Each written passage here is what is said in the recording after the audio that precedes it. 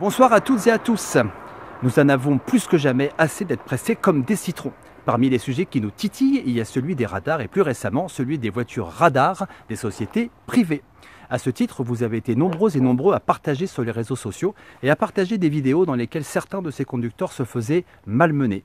Il se trouve que j'ai retrouvé l'un de ces conducteurs qui a accepté de répondre à certaines de mes questions. Nous allons donc dès à présent le rejoindre et lui poser quelques questions afin qu'il nous apporte son éclairage flash sur tout ce qui peut être dit, tout et son contraire. Bon, eh bien, merci de m'avoir reçu dans ta voiture. Comme je venais de le dire, tu fais partie des gens d'ailleurs qui ont été agressés dans ces véhicules radars et tu pourras en parler un petit peu plus tard. Donc j'ai mes petites questions auxquelles tu as accepté de répondre. Et la première, c'est pourquoi le choix d'un tel métier que tu as choisi, toi, librement? C'est mon ancien travail en fait qui m'a vendu cet emploi en me disant qu'il y avait une opportunité après ma carrière de refaire une nouvelle carrière. Tu faisais quoi comme métier? J'étais serveur dans un restaurant, donc je me suis informé par le service recrutement de mon travail et effectivement il y avait un emploi de sécurité, de mission de contrôle. On allait participer en fait à la prévention routière. Voilà. Effectivement, moi je m'étais dit, si je peux moi sauver une ou deux personnes par mon action, pourquoi pas. Est-ce que c'est une histoire éventuellement de salaire qui t'a motivé? Pas trop de salaire parce que le salaire n'est pas très élevé. C'est plutôt de la tranquillité, d'être seul au volant, d'être seul dans une voiture, de ne plus avoir de personnes à gérer ou d'être avec des collègues. On était vraiment seul au volant. C'est un peu la liberté que je cherchais et qui m'a plutôt attiré autre que le salaire. Comment s'organisent vos missions de contrôle, le planning, les lieux, etc. On a un planning une semaine minimum à l'avance, voire un mois à l'avance, avec des tranches horaires qui peuvent aller de 8 à 10 heures par jour. Et on a une tablette, et sur la tablette, on nous envoie sur nos téléphones professionnels des coordonnées GPS à rentrer sur la tablette. Et à partir de ce moment-là, on sait où on doit aller et commencer la zone de contrôle de tel endroit à tel endroit. Autrement dit, avant de partir, tu sais jamais où tu pars. Non. Il y a beaucoup d'internautes qui se posent de ces questions, c'est est-ce que tu as des objectifs? Ça veut dire est-ce que tu es soumis à des résultats? Parce que tu dois faire du chiffre, comme on dit. Oui. Et est-ce que tu connais tes résultats en fin de mission? Non, rien du tout. On n'a aucun regard sur les contrôles. D'ailleurs, on ne sait pas si on flash ou pas, puisque tout est automatisé. D'ailleurs, il n'y a pas de flash, c'est que du laser. Et derrière, on n'a aucune remontée de combien de personnes ont été verbalisées ou pas. Même mon supérieur hiérarchique direct, lui, ne le sait pas non plus. Et est-ce que tu peux donc interagir avec le système? En fait, il y a 3 boutons. Il y a un bouton, donc c'est pour démarrer tout le système. Le deuxième bouton, c'est pour allumer les caméras. Et le troisième bouton, c'est quand on arrive en zone de contrôle, on doit appuyer sur ce bouton-là. Et là, les caméras enregistrent. Quand on est en zone de contrôle, une fois que la caméra est enclenchée et le troisième bouton est allumé, nous, on fait que conduire. Alors, on ne peut pas appuyer sur un bouton en disant lui, tiens, je vais le verbaliser, pas lui. Tout est automatique. Souvent sur le web, les internautes pensent que vous, les chauffeurs contrôleurs, vous cherchez à nous piéger volontairement, par exemple en accélérant ou ralentissant volontairement pour provoquer un dépassement au-delà de la vitesse limitée et déclencher une infraction. C'est quoi ton avis par rapport à ça? Alors c'est pas possible, puisque déjà nous on est obligé de rouler au limitateur. On peut être verbalisé également. Donc, par un agent des forces de l'ordre, par un radar automatique ou par un collègue qui passe au sens inverse. Et même si dans une zone par exemple à 50 km/h, comme on roule au limitateur, on roule un tout petit peu au-dessus déjà. Donc, je roule en général à 53, 54 sur une zone à 50.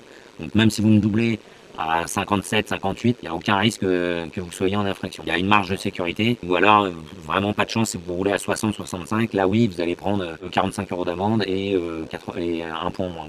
Dans les moments où tu as été malmené, c'est certainement l'une des choses qu'on peut te reprocher. Oui, c'est nous qui appuyons sur les boutons, alors c'est archi faux, on ne déclenche aucune infraction, tout est automatisé. Par contre, effectivement, on a une prime, c'est une prime pour rendre le véhicule en état. On doit nettoyer le véhicule tous les soirs, le véhicule ne doit pas comporter de rayures, de bosses. Là, effectivement, on a une prime d'objectif, mais l'objectif, c'est sur l'entretien et la propreté du véhicule. Ça n'a pas à voir avec les contrôles eux-mêmes. On va rentrer dans les fameux sujets qui fâchent, évidemment. Donc, penses-tu que les missions de ces entreprises privées pour lesquelles tu travailles sont tes patrons, soit d'organiser un racket ou réellement de contribuer à la sécurité routière? Et en ce sens, est-ce que tu as le sentiment de participer au racket des Français, alors que j'imagine que toi-même, tu es sucé jusqu'à la moelle, comme nous tous? Nous, on nous l'a vendu comme une mission de sécurité routière. Quand j'ai été embauché, on nous a dit c'est pour faire de la prévention routière, pour apprendre aux gens à respecter le code de la route et à limiter les accidents sur la route. Bon, pour le coup, c'est pas de la prévention. Puisque c'est de la sanction. Voilà, tout à fait. Voilà. Maintenant, c'est dans le but, on sanctionne les gens, enfin, les gens sont sanctionnés dans le but de... non, nous, on fait... comment dire, je cherche mes mots là. Comme je dis souvent, des fois on gagne, des fois on perd. C'est vrai qu'une minute d'inattention peut passer de 50 à 60 et perdre un point et payer une amende. Dans cette minute-là où on n'est pas attentif, un enfant traverse et on le percute. Par rapport aux internautes, ce que je ressens moi aussi, une fois je circulais sur la A13, il était 7 h du matin, il n'y avait pas un chien, j'ai croisé une voiture radar sur la route. Mais là je me suis dit, on n'est plus de l'ordre de la sécurité, là on est de l'ordre du pur racket. Si le préfet décide qu'on doit être sur cette zone-là de 5 h du matin à 8 h parce que c'est une zone où il y a beaucoup d'accidents de 5 h à 8 h, on y sera. Ça finalement c'est la vraie question de fond. Est-ce que ce sont des endroits qui sont vraiment accidentogènes, mais ça tu peux pas le savoir. C'est ce qu'on nous a vendu. Voilà. Ou est-ce que ce sont des endroits à Pompe-Afrique où on sait que les gens ont tendance à appuyer un peu sur le champignon et qu'on récupère la manne. Mais oui. C'est vrai qu'il y a des fois on se dit qu'est-ce qu'on fait là quand on est sur une grande ligne droite, on est censé rouler à 80. Nous quand on roule à 80, on sait qu'il y a énormément de gens qui nous doublent. C'est clair. Parce que sur une grande ligne droite qui fait 10-12 km, à 80 le temps est long. Les gens nous doublent à 95. Voire plus, et là, dommage. Qu'est-ce que tu peux répondre aux personnes qui pensent que toi-même, du coup là c'est plus ta boîte, mais toi tu participes au racket? Enfin, à mon sens, je ne participe pas à un racket, moi je participe à travailler. Je suis là que pour travailler, uniquement nourrir ma famille et comme tout le monde, avoir de l'argent à la fin du mois pour pouvoir vivre. Alors c'est vrai que ça peut paraître idiot de dire je fais que mon travail, mais enfin, moi je vois pas le mal en travaillant, quoi. Si c'est pas moi, ça sera quelqu'un d'autre qui le fera et il y en a plein qui attendent à la porte. Alors ça m'amène à cette question un peu difficile où je vais te piquer volontairement. Pendant la guerre 39-45, les conducteurs de train qui conduisaient les juifs en camp de déportation disaient on fait que notre boulot, on fait que conduire les locomotives et puis peu importe ce qui se passait derrière. Toi-même, je sais que les gens qui font ce métier-là, ils sont considérés, c'est ce que j'ai lu, comme les collabos de l'État, c'est le nom qu'on vous donne. De fait, tu te fais agresser verbalement, sans doute physiquement également. Oui. Qu'as-tu envie de dire aux gens par rapport à ça? Moi, j'ai pas la sensation d'être un collabo de l'État, puisque, encore une fois, je suis là que pour faire mon travail. Maintenant, conduire un véhicule comme celui-ci, pour moi, il n'y a pas de... Je cherche à expliquer. Ce que je peux dire là-dessus, c'est que c'est vraiment une absurdité. La prévention et l'organisation d'un génocide n'ont rien à voir. Je me considère pas comme un collabo, surtout avec deux grands-pères qui étaient dans la résistance, mais comme quelqu'un qui fait un travail, car si c'est pas moi qui le fais, ça sera quelqu'un d'autre de toute façon. Et il faut bien que je fasse vivre ma famille. Et malheureusement, j'ai que ce travail-là pour vivre. Et voilà. Toi, qu'est-ce que tu as envie de dénoncer maintenant à ton tour, du côté de la perception que les Français ont de ton métier? Qu'est-ce que tu as envie de leur dire? Comme j'ai dit une fois à une personne qui est venue m'agresser verbalement, le jour où ses enfants se feront écraser par un chauffard, je pense que cette personne aura une vision différente de notre boulot. Maintenant, moi, c'est ce qu'on m'a vendu et c'est aussi un petit peu ma perception. Je sais que c'est pas moi qui vais révolutionner les accidents de la route, qu'il y en aura moins, mais si je peux donner une petite miette et faire évoluer le truc, pourquoi pas.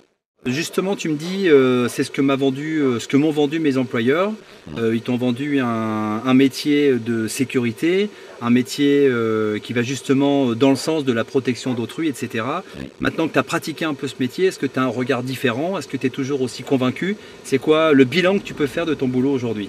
Alors un peu moins, je suis beaucoup moins convaincu qu'au début, parce que mes employeurs déjà ne prennent pas en considération la difficulté de notre métier, puisqu'on fait le nombre d'heures de conduite est énorme. On fait entre 8 et 10 heures de conduite par jour. La fatigue, les risques qu'on en prend, puisqu'on est souvent amené à être agressé sur la route, alors physiquement ou verbalement, par des gens qui, voyant les véhicules pile, pour nous mettre en danger, nous serrent sur la voie d'arrêt d'urgence, nous prennent en photo, nous flashent, secouent la voiture. Donc ça c'est... Voilà, et puis après la diffusion sur les réseaux sociaux avec des insultes et des menaces, etc. Donc c'est un métier assez compliqué. Enfin moi je sais que voilà, si je trouve autre chose, je démissionnerai et je partirai ailleurs. Ça aurait été pour moi qu'une pause dans ma carrière et en attendant de repartir dans mon ancien travail. Bah écoute, je te remercie de m'avoir accordé ce temps. Je sais que c'est pas facile, je sais que tu te mets en situation risquée par rapport à ton employeur, en l'occurrence. Voilà, oui, parce qu'ils regardent les réseaux sociaux. Ils sont à l'affût justement de de tous les sujets concernant les véhicules radars, c'est qui contrôle et qui surveille les réseaux sociaux. Très bien. Donc voilà, à ce titre, je te remercie de m'avoir accueilli dans le véhicule même. Ça a été un petit peu compliqué pour qu'on puisse trouver le moment où je pouvais rentrer dans la voiture parce qu'effectivement, je peux confirmer que tout ça est particulièrement fliqué, mais on a réussi à le trouver. Et voilà, je te remercie. Et je trouvais intéressant qu'on puisse avoir un petit peu un droit de réponse sur celui qui conduit le véhicule, puisqu'on entend forcément, on va dire nous Français, parce que je m'intègre dedans, je suis le premier à gueuler après les radars et à m'en plaindre. C'était intéressant d'avoir l'avis de quelqu'un qui travaille vu de l'intérieur. Voilà. Moi aussi je m'en plains, mais bon, j'ai pas le choix. Je te remercie beaucoup. De rien, merci. Et bien voilà les petits citrons, j'espère que cette vidéo vous aura apporté quelque chose. En tous les cas, sachez à titre tout à fait personnel que jamais je ne prendrai lieu et place dans ce type de véhicule. Mais voilà, comme je l'avais fait pour l'inspectrice de la CAF en caméra cachée, vidéo que vous pouvez retrouver sur la chaîne YouTube Fred209, j'avais envie de connaître son avis et de lui offrir un droit de réponse.